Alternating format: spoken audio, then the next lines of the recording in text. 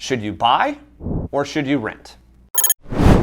Hey everyone, it's McKeown back again with another video today. One of the biggest questions I get, obviously, as a real estate professional, investor, and agent is, should I be looking to buy or should I be looking to rent? And today, I'm gonna help you out with that. This video actually sparked my interest a couple months back when I replied to a TikTok of an individual that was anti-home ownership. Truly, there are benefits both to buying and renting. At the end of the day, you just need to truly understand which one makes sense for you. Now, where I'm gonna start here is actually the comments she personally made as an individual that is renting and why she personally is renting versus buying. So the first thing that comes with renting is you're really not gonna have any maintenance. And when I'm talking about maintenance, you're talking about an apartment or a house that's more than likely going to be fixed if anything goes wrong. Now, the maintenance that you may have to upkeep is any kind of maintenance that you personally caused, whether or not you were punching holes in the walls or whether or not you were damaging stuff in the unit. But let's say your dishwasher or your fridge stops working, it's something that your landlord definitely is going to have to pay for. Another comment that she made was the flexibility to move. Most people that are out there renting are renting for a 12-month lease. Now, there obviously are shorter leases in that,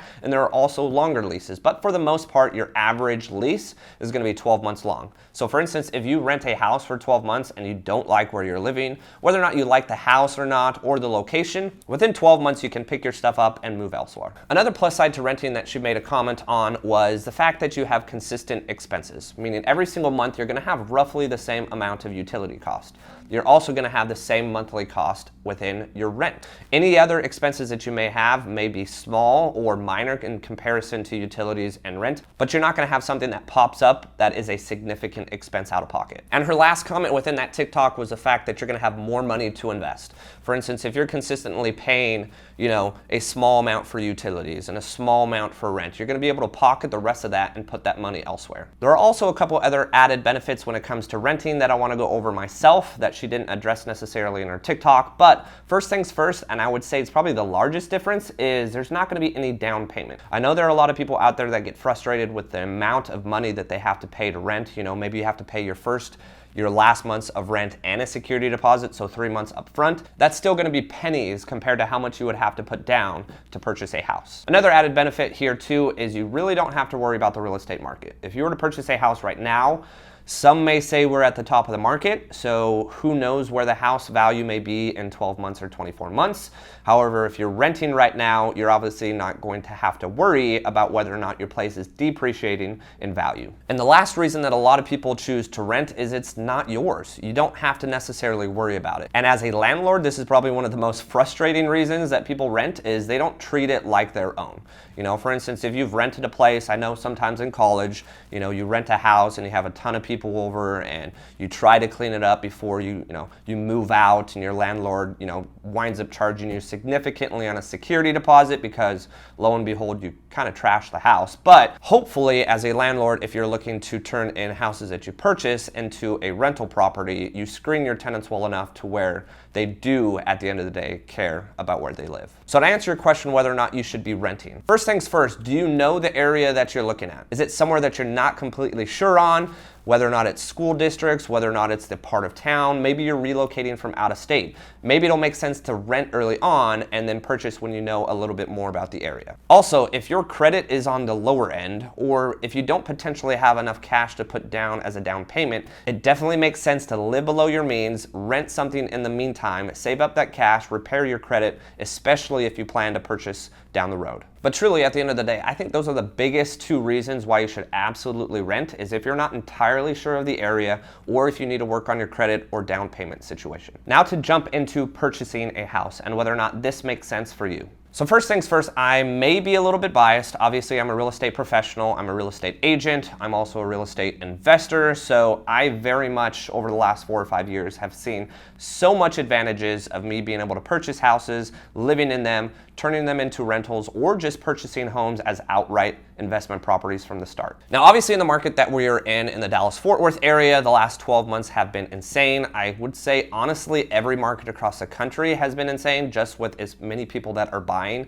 and relocating everywhere. But we've had a tremendous amount of appreciation. So all the properties that I purchased within the last 3 or 4 years have a significant amount of equity in them. Now, the equity that I've gained in the last 3 or 4 years with every single property that I own could really not have been made anywhere else, whether or not I put it in crypto, whether or not I put it in stock. Honestly, I got in at a good time in my market, and I've been very fortunate and blessed with the amount of income that I've been able to generate from my properties. But at the end of the day, I'm not stopping. I'm going to continue to purchase houses because I've seen the power of investing in real estate. So the first pro that I'm going to challenge when it comes to renting is maintenance. Now, I did mention maintenance when it comes to renting, really having no maintenance whatsoever. Now, when it comes to my rental properties, obviously I've had one fourplex that has been a consistent issue in terms of maintenance lately. Probably in the last month, I've had 4 to 5 people out there versus another property I've had for 18 months and I've had one single person out to that property. But not to get off on a tangent here, all of that stuff that I'm spending money on is a tax write-off, meaning all of the income that that fourplex is generating, if I have expenses, which if you own a business, expenses are not a bad thing. Expenses help offset taxes. So all the expenses that I'm accruing on that fourplex are truly just write-offs at the end of the day for my tax return. The next thing that I want to challenge when it comes to renting is the fact that it's flexible to move whenever you want. Now, either way, whether or not you're renting or you're purchasing, renting is likely going to be a 12-month lease. When you purchase a house, it's usually going to be a 15 or a 30-year mortgage. So when you compare the two, yes, one is a year commitment, the other one is a 15 or 30-year commitment. However, in my case, I purchased a property, my first property, and 6 months later I moved. What did I do with that first property? I rented it out. And then you ask again, what did I do after that second purchase? Well, after that second purchase, I moved 2 years later.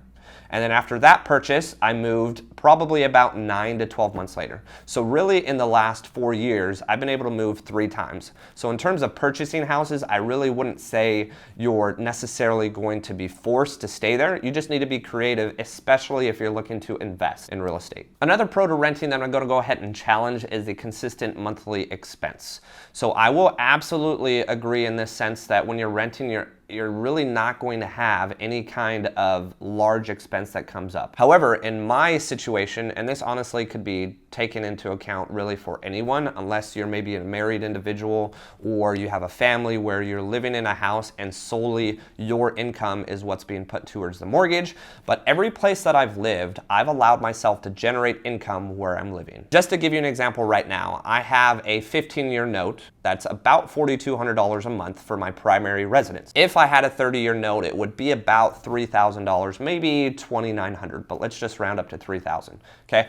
I have a custom Airbnb suite that pays me $2,000 a month, and I also have a roommate that pays me $1,350. So in total, I'm actually getting over $3,300 a month. So if I decided to go a 30-year note, I wouldn't even be paying my mortgage. However, my intent is to get a 15-year note on my primary, pay as much as I can down as quick as I can, and then take a HELOC out with the equity that I have in my house to reinvest elsewhere. And that actually rolls into my next comment that I want to make. When you rent, you're able to save a little bit more money and invest.